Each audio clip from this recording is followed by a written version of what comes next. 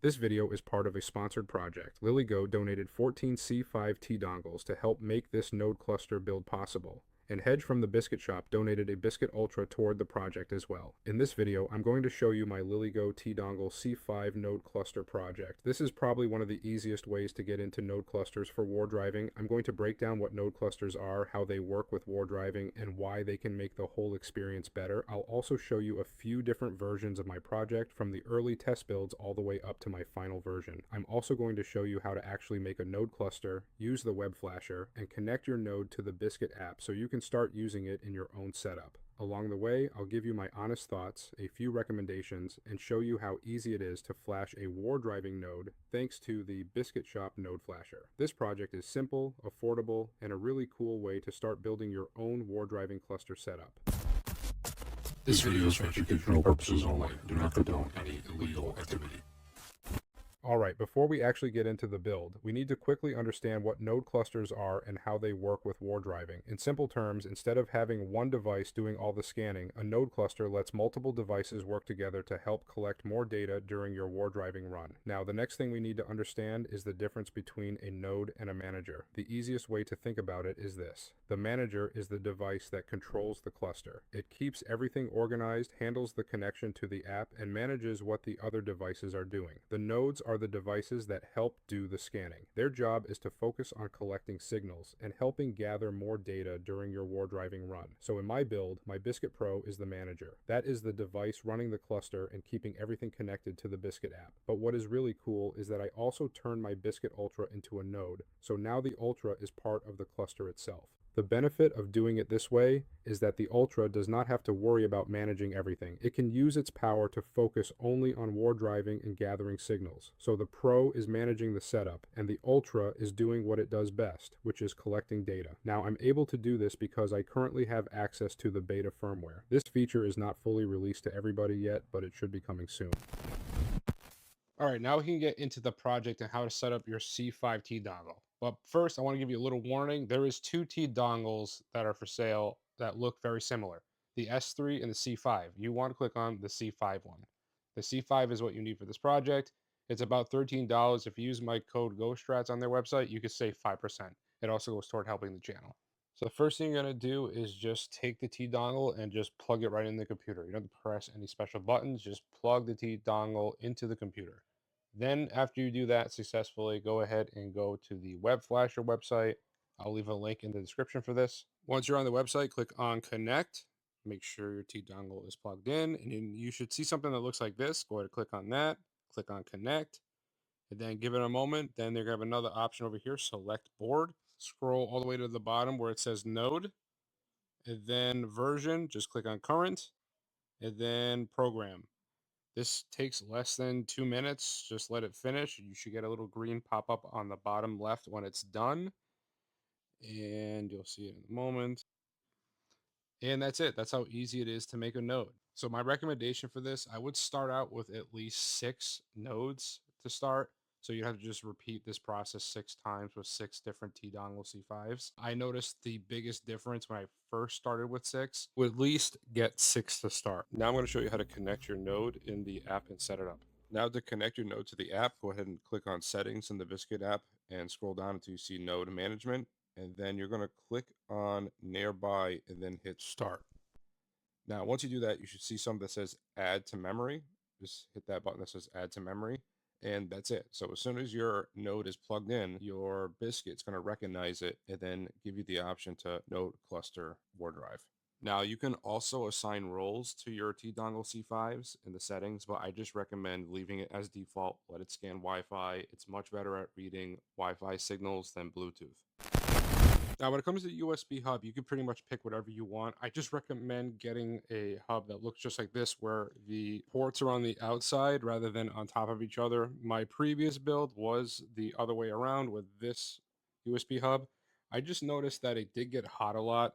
And when I switched from this to the other one, I ended up seeing performance increases. I was wondering because of the spacing as well as the heat dissipation. Now this is really cool too. This is just double-sided tape, but they're in little circles like stickers. They're really good and they're really strong. I'm going to leave a link in the description for all this stuff, but I recommend getting this because if you're going to make your hub look like mine where I made it into a antenna, you're going to want to get this double-sided tape to hold the two hubs together.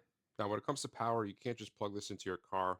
Every time I try plugging it in, it would freak out and it wouldn't work properly. So I recommend getting one of these solar power banks to start. That is my recommendation for the 6 nodes. Now, if you do anything more than 6 nodes, I recommend these LILYGO batteries. These are the waterproof ones. I have these laying around from my previous project, and I just have these around just because they're great to have. They're reliable, they're great for camping, they're great for off-grid stuff, and this is what I currently use for the setup alongside one of the smaller ones, the 5,000 milliamp power one to power the lights. Now, you don't necessarily need this for your build, but I have this in mind. I have these solar panels that charge those batteries, so I can swap them out if I want to. I ended up using something even more powerful that gets me even more time and range. Now, this is overkill for this build, but I'm using this one for my setup right now. This is the Fairy power bank. I made a whole dedicated video on this. I love this power bank. I use this every day. Like my kids, the tablets aren't charged. They just plug it in so they don't have to fight over stuff. And it's just great having around. Now, prices vary a lot depending on what time you're going to be looking at this video. So I'm just going to leave a link to everything in the description. All right, to wrap up the video, I'm going to show you all the versions I had so you can kind of like get some ideas on how to do yours. This was the first original one. This setup worked good for a couple of nodes, but after I started adding up to 9, I noticed that it got hot and the battery would deplete so fast. So I needed to upgrade the battery and also a new hub that would give the nodes a little bit more space, like this one. So you're looking at V2. This was the second version. Now this one really good. Like I recommend, like this could probably be the best one for most people. Now for this one, I just found a cheap tripod and I put an L bracket on it and put the double-sided adhesive to hold the hub. Then after that, I ended up adding a phone mount to hold the Biscuit Ultra. Now that I can use it as a node because part of that update, I realized how beneficial that this was and how cool it made the project look in general. And that I was explaining during the live stream, what you're seeing there, that the Pro is the brain of the operation, which we learned about in this video, the manager, and the Ultra is now a node. And I'm using the full raw power of that Ultra to help with the cluster. It's incredible. Now, this version was great. It was just very top heavy, and I wanted something a little bit more permanent and a little bit more stable, and I wanted to add a little bit of art to it. So right here, you have the Ultra on top, and you have everything else, the whole cluster on the bottom, and you got my branding, and I built a special mount out of some spare parts I had. So I had 2 broken lights in the studio, and it had a really good bottom, a really good base. And I said, I wonder if I can use that to hold everything together. And I found some other pieces of metal I had, and ended up just screwing everything together to make this really good base for it. So at this point, with this setup, the car will flip before the actual nodes would. So it's very stable with this, and it's easy to take out and plug in. This setup is also great because it frees up the front 2 seats of the car and your dashboard. Having everything in the trunk is just nice, and with that base, I'm confident that nothing's going to fall over or break. And it fits perfect, and the high elevation I think is better to get more APs. And this build's also nice too because I ended up using 2 broken lights that I would normally have thrown away, and I used it for something else. So I repurposed it, and it came out really good. Just the setup is clean. Like this is like the easiest way possible to get into node clusters. You don't have to solder anything. You don't really need to come up with any crazy kit and antennas. Now, I'm sure that the antennas and those builds are great and everything, but if you're somebody who doesn't have a lot of time or don't have the skills when it comes to soldering or the tools to even solder, this is for you. Like this setup is very simplistic and accessible, and you don't have to miss out on the world of cluster Wardriving because it is that much better. I went from just getting between 8,000 to 10,000 access points per ward drive to averaging over 30,000 on the same route.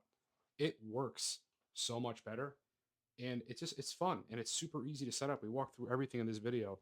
Now, all this is possible because of Hedge and the Biscuit Shop. They made this accessible to everybody between the Biscuit Pro and the Ultra, the DIY firmware, the no cluster firmware, the web flasher. They made this possible. They made war driving easy for everybody, professionals, beginners. They made it accessible to everyone. I love my Biscuit Pro, and they still have some available right now in the shop if you want to go pick them up. I'll leave a link in the description for it. The biscuits will be a channel staple from here on out. I'll give you guys updates. I'll let you guys know what they're doing in the background. I'll be working with Hedge on some project ideas. And let me know what you think about this video. I'm really curious to hear your thoughts. Do you like the structure of this video? Do you like the way I showed my project at the end and explained my walkthrough and my thought process? Do you like the style of how it came out? Just curious to hear your thoughts, and make sure to check out all the discount links as well as the other videos that I mentioned in this video. I will put everything in the description. Thank you very much for watching, and as always, remember that safety is an illusion.